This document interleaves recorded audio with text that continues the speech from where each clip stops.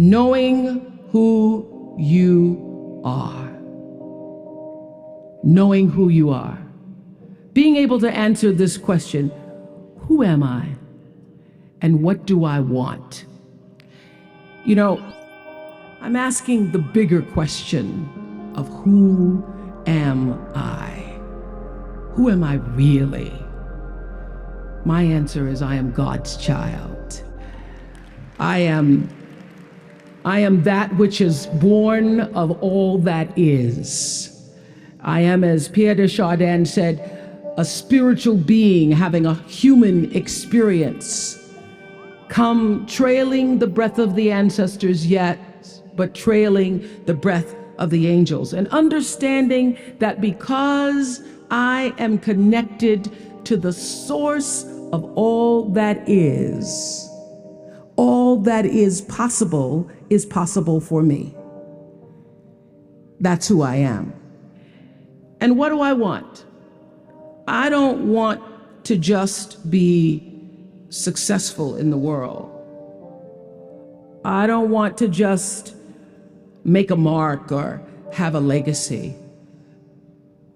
The answer to that question for me is I want to fulfill the highest, truest expression of myself as a human being.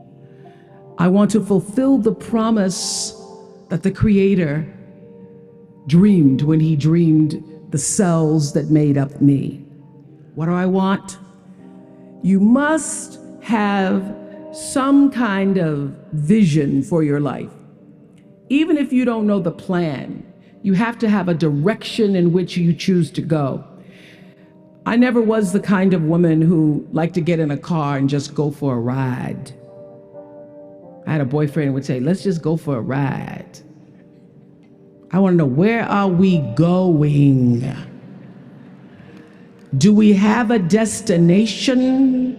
Is there a plan? Or are we just riding? What I've learned is that's a great metaphor for life. You want to be in the driver's seat of your own life, because if you're not, life will drive you. So, knowing who you really are in this space and time that we embody.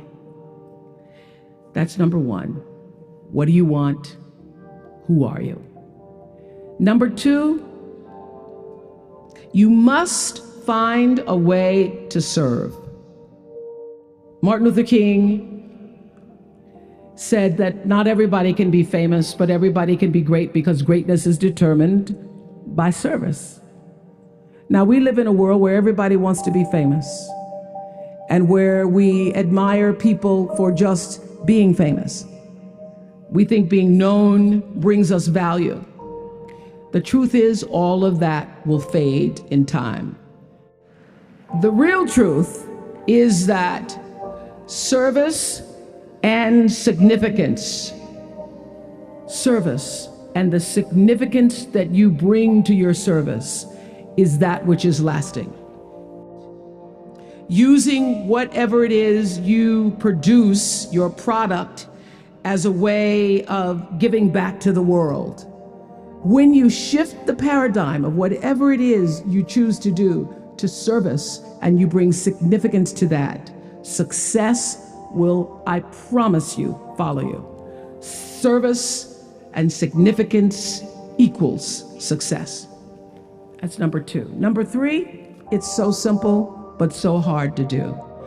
Always do the right thing. Always. Be excellent. People notice. Think of how you notice. You go to Taco Bell, somebody gives you an extra napkin and some sauce. You notice. You want to go back to that person. Because even at Taco Bell, excellence shows itself. Be excellent. Let excellence be your brand. Everybody talks about building a brand. I never even knew what that was. When people would say, you're a brand, I would say, no, I'm just Oprah. What I recognize now is that my choice to, in every way, in every example, in every experience, to do the right thing. And the excellent thing is what has created the brand. Years ago, I did an ad for Revlon, for an ad they were doing called Unforgettable Women. And what I know is that when you are excellent, you become unforgettable. People remember you. You stand out. Regardless of what it is, you become an unforgettable woman. And that is what we all want. We want to be unforgettable and not forgettable. So doing the right thing, even when nobody knows you're doing the right thing, will always bring the right thing to you. I promise you that. Why? Because the third law of motion is always at work. For every action, there's an equal and opposite reaction. That is so true in all of our lives. You do the right thing, even when other people think it may not be. And oftentimes, when you make a decision to do the right thing, immediately you're faced with doubt. Was that the right thing? Was that the right decision? I don't know. Was that the right thing? You always know it's the right thing, when in the end, there is peace. You are rewarded by peace in knowing that you did the right thing. The most important thing I have come to know in doing the right thing and making the right choices is understanding what we talked about yesterday. All of you leaving here have the potential for enormous success. There's a price that comes with that. People don't always like you, and they're not always happy for you. And if you surround yourself with people who are not accustomed to your success, they become fearful. They become scared because you are reflecting back something to them that they don't recognize. Now, they're not going to say, I'm very fearful, because you're reflecting back to me something I don't recognize. They're going to say, you know what they're going to say? They're going to say, who she thinks she is. Who she thinks she is. That only happens when you are around people who do not mean and want and aspire to the best for you. People who want the best for you want you to be your best. So my greatest advice to you is to surround yourself with people who are going to fill your cup until your cup runneth over. So when people say you're so full of yourself, you can say, yeah. Yes, I'm full. I'm so full, my cup runneth over. And to know that once your cup runneth over, you cannot spend your life with your gallon-size offerings, offering them to pint-sized people. You have got to surround yourself with gallon-sized people who can hang in the same company with you, so that you're not offering your gallons to those little pints out there who can't hold it anyway. Choice to Change the World. I love that song. I love hearing you all sing that song. And what I know for sure is that the biggest choices begin and end with you, your internal big questions. Who do I want to be in the world?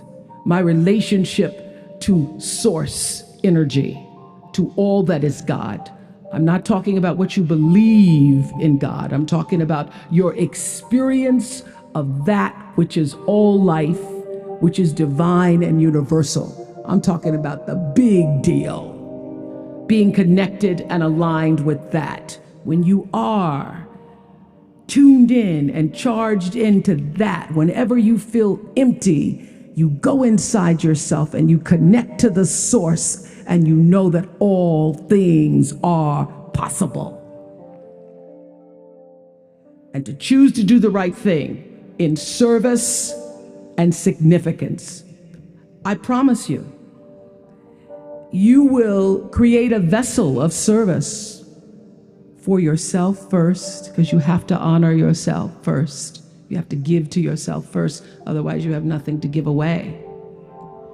You will create a vessel for yourself, for your family, your community, and the world. And those three things will not only lead you to a blessed life. I stand as a witness. My life is so blessed, I can't even take it in sometimes. It will lead you not just to a gifted life and a rewarding life that fills you up, but a sweet life. That's what you want. You want the sweetness. You want it to be so sweet, so that even when the storms come, and they will, you'll know, this too shall pass. This too shall pass. The storm is passing over, and you shall not be moved, because you know who you are. When you can do that, grace will follow you.